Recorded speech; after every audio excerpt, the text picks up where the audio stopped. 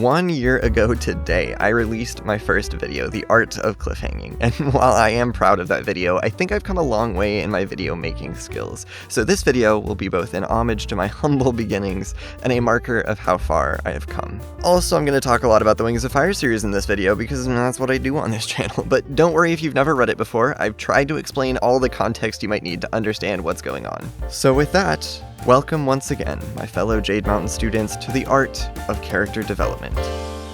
Character development is such a huge part of the Wings of Fire books. It is almost impossible to do an analysis of the series without talking about it. And of all the books in which a new character is introduced and developed, Book 14, The Dangerous Gift, stands at the very top. So I figured if I was going to do an analysis of character development, I might as well use that book as my example. Snowfall, the main character, goes through one of the largest changes of any in the series and does so over the course of only a single book. But how much she changed isn't what made it great. It doesn't just require large change for a character's development to be fantastic. It requires change done right. So how does Tui, the author, pull it off? Let's start with the definition of character development. It is the process of creating and changing a character in the minds of the audience. And that last part is important. It's not just changing the character. It's changing them in the minds of the audience, how we perceive them. Now, there are two types of development I'm going to focus on in this video, revelatory and developmental. We'll cover revelatory first. This is the kind of development in which the character themselves doesn't change, but our understanding of them does, as we learn new things. This is part of how we learn about people in real life. When we meet someone new, we don't immediately know everything there is to know about them. Instead, we find things out over time, and as we learn more, we understand them better and can perhaps empathize better. By not immediately revealing everything about a fictional character, even when we're following their point of view, we mirror this sort of development and allow our understanding of them to grow in a more organic fashion. But it also does so much more. It allows the author to give us the information we need to understand why a scene is important the moment it happens. There's no time to forget. There's no time to allow the feelings to fade. As we're still processing the implications of the new information, we get slapped in the face with them in the very next scene. So the calculated revealing of information is not only a way for an author to make development feel more natural, it's also a way for them to make development feel more impactful. Severus Snape is a perfect example of this type of development. We don't know anything about him to start, but as the books go by, we get the story of his past piece by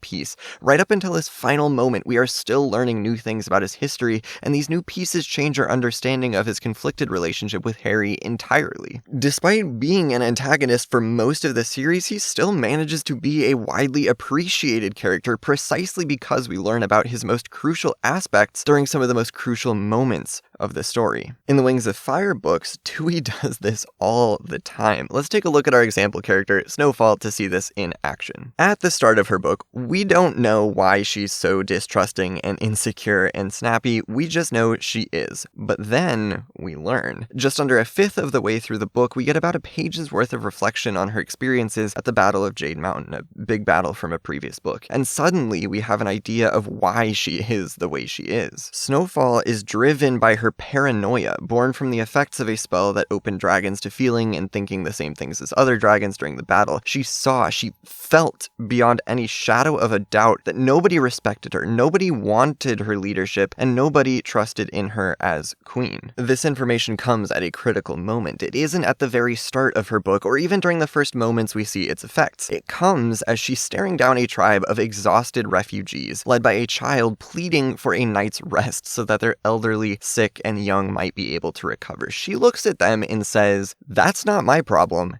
Get out." As far as actions from Wings of Fire protagonists go, it's a horrible moment. But by placing the revelation of Snowfall's background immediately prior to this scene, the author plants the seed of understanding we need just as it has to blossom. Snowfall isn't refusing to allow the clearly harmless dragons to sleep on the shores of a random beach because she's a bad dragon. She's doing it because she doesn't trust anyone as a result of nobody trusting her. She's doing it because she thinks she needs to look strong as a leader lest any remaining pieces of confidence in her as queen disappear. By placing the revelation revelation of this critical information right before we see its effects most clearly, the author ensures we understand the consequences of this part of her past and that we can empathize with her through the worst of it. But that's not all it does, and I know I keep saying that, there's so much going on, it's really cool, so I get excited, I'm sorry. Back to the analysis, it also sets up the rest of her arc, because at the same time we're being led to say, poor Snowfall, I can empathize with her, we're also being led to say, this is bad, it needs to change, I hope she can overcome this. In setting up our understanding, at the same time we see the consequences, the author also sets up a need for growth, and as they say, the first step to fixing a problem is identifying that one exists, and now the readers have the problem identified. We know that somehow Snowfall is going to need to gain both confidence in herself as queen and the confidence to open herself to others' feelings again in order to be her best self. That lays a foundation for her character arc and gives the rest of the book a sense of direction. So, to summarize that, using well-placed revelation of important information is a key part of character growth in that it helps the development feel more natural, makes the development more emotionally impactful, and establishes a direction for future development to follow. Which, perhaps not so coincidentally, brings us right to the other main kind of character growth: development. Actual change. Much like in real life, change doesn't happen overnight. It is a long, difficult, winding path, and the scale of the change requires a motivation to change of equal scale. This is where I'm going to talk about Zuko from Avatar: The Last Airbender. I mean, come on. You didn't expect me to do a character development video and not mention Zuko at least once, right? So if you haven't seen all of Avatar, I would highly recommend you skip to the time on the screen to avoid spoilers. So, the reason I bring up Zuko's character arc here is because his growth matched his motivation so well. He changed at a fundamental level. He went from believing he needed to capture the Avatar to restore his honor in the eyes of his father and his nation, to knowing that the only honorable thing to do was assist the Avatar in stopping his father and nation. That is a huge change, and in order to get there, he needed an equally huge impetus to do so. Before he could change, he had to lose everything that defined who he was. He had to lose his faith in the system he once supported. He had to lose his belief that his father's approval was what mattered to him, and he had to lose the one person who genuinely cared for him as a result of his own actions. Only once he realized that everything he thought he knew about himself and the world was wrong, could he begin to change the aspects of himself based upon those beliefs. Had he not had those experiences, such a fundamental change to his character would have felt forced or unrealistic. Okay, bringing it back to Wings of Fire, let's examine all the ways in which Snowfall is motivated to change. There is Lynx, of course, a supporting character who serves as Snowfall's moral compass and also thematic guide.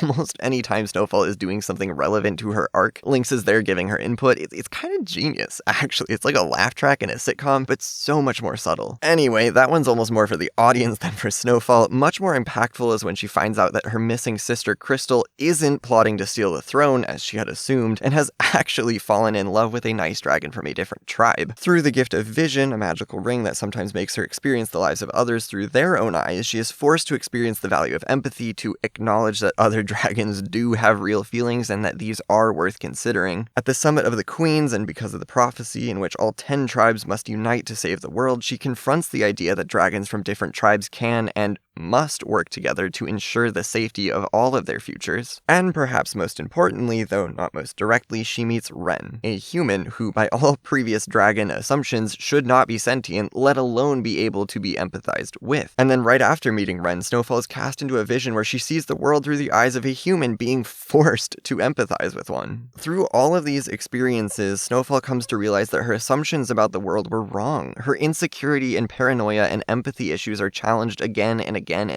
until they have no choice but to collapse. And as they crumble, she grows. This culminates in the climax of her character development when she decides to shatter the ice wall that had surrounded her kingdom and kept others out. In doing so, she is both metaphorically and literally tearing down the walls that held her back at the start of the story. She's opening herself and her tribe up to others, and she is making a decision as queen with the confidence in herself to know that what she's doing is good. Anyway, all of that is to say that the magnitude of her change was equivalent to the motivation for her to change. So now that we have an understanding of how her development was was written, we get to the most important part, not the how or the why of development, but the what. What was the character's arc? In what way or ways did they grow? To be well done, the development has to tie into and support the themes of the story itself. A character could go through some huge, life-altering, well-motivated changes, but if they don't fit in with the narrative, the effect is lost. For Snowfall, her journey into learning to trust, work with, and empathize with others ties in perfectly with the themes of unity and compassion that the third arc is built upon. Snowfall undertook a huge change, and because of the way it was written, because we learned more about her at crucial moments in the story, because every change she went through was motivated by her experiences, and because her growth tied into the broader arc, it was just awesome to read. And that, I would argue, is how to take a simple literary element like character development and turn it into an art form.